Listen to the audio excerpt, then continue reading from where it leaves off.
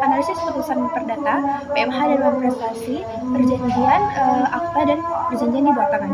Baik, yang pertama yaitu analisis putusan perdata dengan nomor 350K PDT 2026 di pengadilan Mahkamah Agung Republik Indonesia tingkat kasasi. Tahun putusan itu tanggal 19 Februari 2026 dan para pihak itu pemohon kasasi Nasrul Roji, termohon kasasi Leonora Agustin. Kronologi kasus, sengketa ini bermula dari adanya hubungan hukum utang piutang antara Nasrul Roji penggugat sebagai debitur dan Leonora Agustin tergugat sebagai debitur. Kesepakatan ini dituangkan dalam akta pengakuan utang di hadapan notaris Heru Pramudiarama SHMKN. Jadi tergugat meminjam sejumlah uang namun tidak melakukan pembayaran sesuai dengan kesepakatan yang diperjanjikan. Penggugat telah memberikan peringatan atau somasi berulang kali namun tergugat tidak melunasi kewajibannya. Tergugat malah berdalih bahwa akta pengakuan utang tersebut dibuat di bawah tekanan psikis atau paksaan, namun tergugat tidak dapat membuktikannya di persidangan. Legal opini, Mahkamah Agung mengabulkan hak penggugat atas utang yang dipinjamkan merupakan bentuk perlindungan hukum bagi pihak kreditor.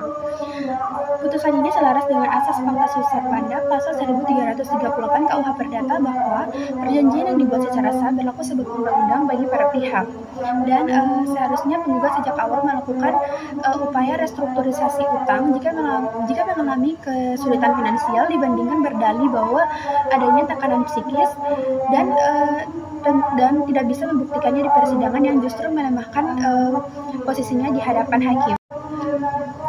Amar putusan, Mahkamah Agung menolak permohonan kasasi dari Nasrul Roji dan menghukum pemohon kasasi untuk membayar denda tingkat kasasi sebesar Rp500.000. Analisis mahasiswa, menurut saya unsur prestasi dalam perkara ini sudah terpenuhi sesuai dengan pasal 1238 KUH Perdata bahwa tergugat berada dalam keadaan lalai karena tidak mampu memenuhi prestasi sesuai dengan kesepakatan atau perjanjian yang ditentukan dalam akta pengakuan utang. Selanjutnya yang kedua yaitu analisis putusan perdata. Dengan nomor putusan 77/KPDT 2026 di Pengadilan Mahkamah Agung Republik Indonesia 2026 tanggal 4 Februari 2026. Para pihak pemohon kasasi atau tergugat itu DRS Budiman dan tergugat PT Bank Pembangunan Jawa Barat dan Banteng. Kronologi kasus, perkara ini bermula ketika PT Bank Pembangunan Daerah Jawa Barat dan Banteng Tbk mengajukan pelelangan tanah dan bangunan milik DRS Budiman melalui KPKNL Bandung. Proses lelang telah diumumkan melalui surat kabar dan aplikasi resmi lelang, namun lelang tidak terlaksana karena tidak ada penawar. Penggugat kemudian mengajukan gugatan ke Pengadilan Negeri Bandung dengan alasan pemberitahuan lelang tidak sesuai dengan aturan dan harga limit lelang tidak transparan sehingga dianggap sebagai perbuatan melawan hukum. Akan tetapi, gugatan tersebut ditolak oleh Pengadilan Negeri, lalu putusannya dikuatkan oleh Pengadilan Tinggi Bandung pada tingkat kasasi. Mahkamah Agung Republik Indonesia juga menolak permohonan penggugat karena tidak terbukti adanya pelanggaran melawan hukum dalam proses lelang. Legal opinion. Putusan Mahkamah Agung ini sudah adil dan sesuai dengan hukum perdata. Secara akademik, gugatan ini terlihat sebagai upaya debitur untuk mengulur waktu eksekusi jaminan. Kepastian hukum bagi kreditur harus dijaga agar proses lelang bangunan tidak terhambat oleh klaim harga pasar yang subjektif tanpa dukungan bukti appraisal independen dari pihak penggugat. Analisis hukum saya atau analisis hukum mahasiswa. Menurut saya, menilai unsur PMH dalam pasal 1365 KUH Perdata, perbuatan, kesalahan, kerugian, dan hubungan kausal tidak terpenuhi. Kerugian material tidak terbukti karena aset memang telah terjual berpindah tangan. Pertimbangan hakim sudah tepat karena bank memiliki hak eksekusi berdasarkan Undang-Undang Hak Tanggungan selama prosedur lelangan dipenuhi. Penggugat gagal membuktikan adanya perbandingan harga pasar yang valid dalam persidangan. Amar putusan.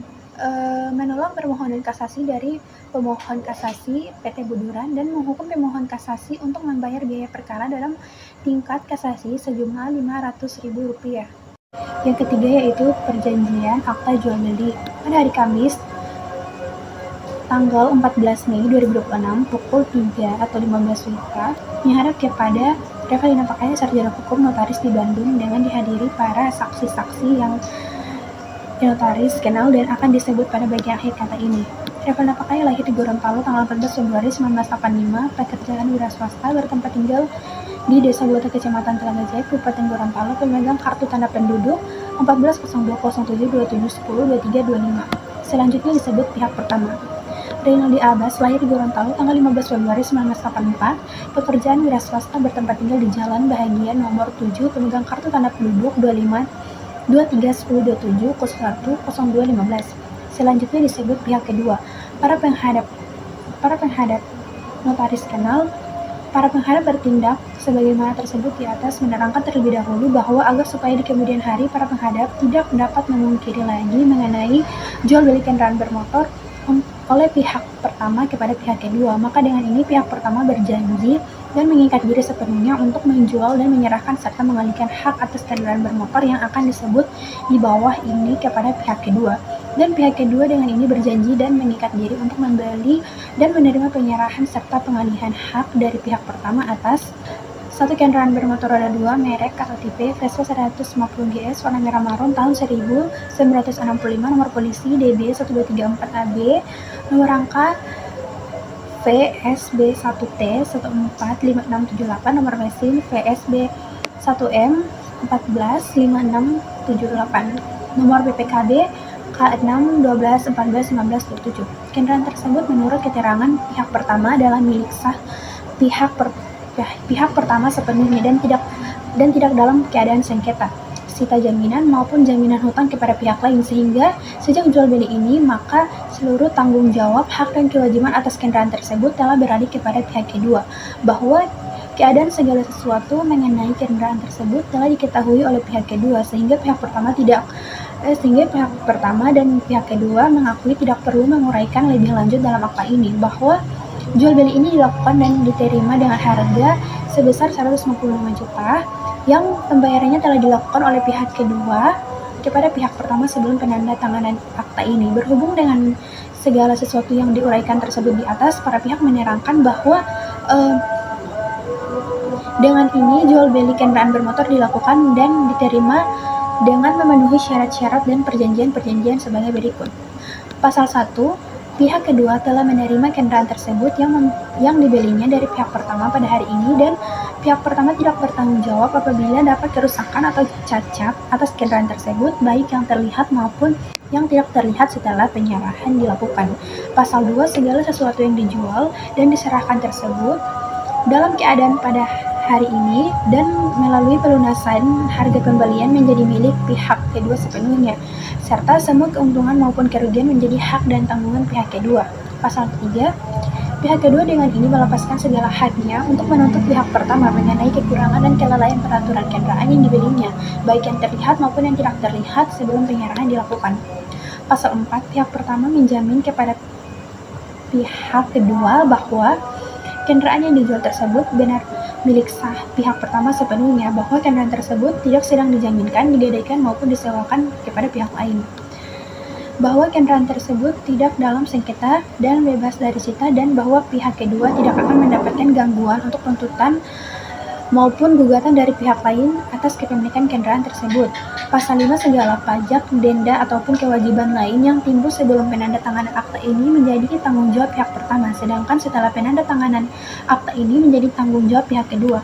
Pasal 6, pihak pertama memberikan kuasa kepada pihak kedua untuk melakukan pengurusan balik nama kendaraan, pengambilan dokumen, serta tindakan lain yang diperlukan sehubungan dengan kendaraan tersebut. Pasal 7, pihak pertama berjanji akan membantu sepenuhnya kepada pihak kedua dalam proses pengalihan nama kepemilikan kendaraan tersebut. Pasal 8, penyerahan nyata fidelity levery atas kendaraan tersebut telah dilakukan pada hari ini dari pihak pertama kepada pihak kedua. Pasal 9, semua biaya atau pajak dan ongkos yang timbul sehubungan dengan jual beli dan proses balik nama kendaraan ini menjadi tanggungan pihak kedua. Pasal 10, perjanjian ini tidak akan berakhir karena meninggalnya salah satu pihak, melainkan tetap mengikat ahli waris dan penerima hak masing-masing pihak. Pasal 11, mengenai akta ini dan segala akibat hukumnya, para pihak memilih tempat kedudukan hukum yang tetap dan umum di kantor Panitera Pengadilan Negeri Gorontalo. Akhirnya hadir pula di hadapan notaris dan saksi-saksi yang akan disebut Tuan Onal dan Nyonya Anggun dan saya dan notaris akhir hadir pula di hadapan notaris dan saksi-saksi yang akan disebut. Tuan Onal dan Nyonya Anggun dan notaris kenal. Para penghadap menerangkan telah memahami seluruh isi akta ini. Dan yang terakhir yaitu perjanjian di bawah tangan. Surat perjanjian di bawah tangan Rabu tanggal 13 Mei tahun 2026 dan yang bertanda tangan di bawah ini. Pihak pertama Onal Abbas, tempat tanggal lahir 14 Februari 1998, pekerjaan wira swasta, alamat Gorontalo, nomor KTP 10/1915 27560702. Dalam hal ini bertindak untuk dan atas nama pribadi selanjutnya disebut pihak pertama. Pihak kedua, Anggun Pakaya, tempat tanggal lahir 15 Februari 1999, pekerjaan guru, alamat Gorontalo, nomor KTP 15142707022723. Dalam hal ini bertindak untuk dan atas nama pribadi selanjutnya disebut pihak kedua. Kedua belah pihak terlebih dahulu menerangkan hal-hal sebagai berikut, bahwa pihak pertama adalah pemilik saat suatu benda bergerak berupa nama barang TV, merek atau tipe Samsung 50 Led 4K Smart TV warna hitam, nomor seri QA50 Q60 AA KXXD. Kondisi barang baik, bahwa pihak pertama bermaksud menyerahkan atau menjual benda bergerak tersebut kepada pihak kedua, bahwa pihak kedua tersebut bersedia menerima membeli benda bergerak tersebut dengan syarat dan ketentuan yang disepakati bersama. Selanjutnya, kedua belah pihak sepakat mengikatkan diri dalam perjanjian ini dengan ketentuan sebagai berikut. Objek perjanjian, pihak pertama menyerahkan kepada pihak kedua suatu benda bergerak sebagaimana dijelaskan di atas beserta perlengkapannya. Pasal 2, harga dan pembayaran. Harga benda bergerak tersebut disepakati sebesar 7.500.000. Pembayaran dilakukan dengan cara tunai atau lunas pada saat penandatanganan perjanjian atau angsuran sesuai kesepakatan kedua belah pihak. Setelah pembayaran diterima sepenuhnya, maka hak kepemilikan benda bergerak beralih kepada pihak kedua. Pasal 3 yaitu penyerahan barang. Pihak pertama wajib menyerahkan benda bergerak tersebut dalam keadaan baik dan layak pakai. Penyerahan barang dilakukan pada tanggal 15 Mei 2026. Pasal 4, jaminan. Pihak pertama menjamin bahwa benda bergerak tersebut adalah milik sah pihak pertama.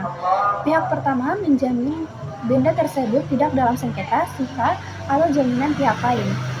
Pasal 5, hak dan kewajiban. Pihak pertama berkewajiban menyerahkan barang sesuai dengan kondisi yang telah disepakati. Pihak kedua berkewajiban melakukan pembayaran sesuai dengan kesepakatan. Pihak kedua berhak menerima barang dalam kondisi baik dan lengkap.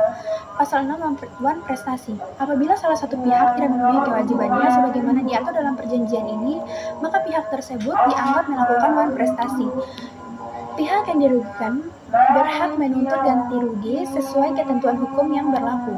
Pasal 7, penyelesaian perselisihan. Apabila terjadi perselisihan, kedua belah pihak sepakat menyelesaikan secara musyawarah dan mufakat. Jika tidak tercapai kesepakatan, maka kedua belah pihak sepakat menyelesaikan melalui pengadilan negeri setempat.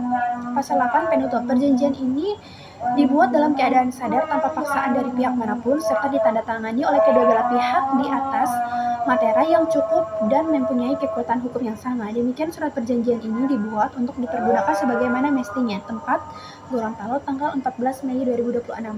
Pihak pertama Onal Abbas, pihak kedua Anggun Pakaya dan saksi-saksi Rara dan Amel. Sekian presentasi dari saya. Mohon maaf bila ada salah kata dan kekurangan dalam presentasi kali ini. Saya ingin meminta maaf. Sekian, terima kasih. Labana al Yaure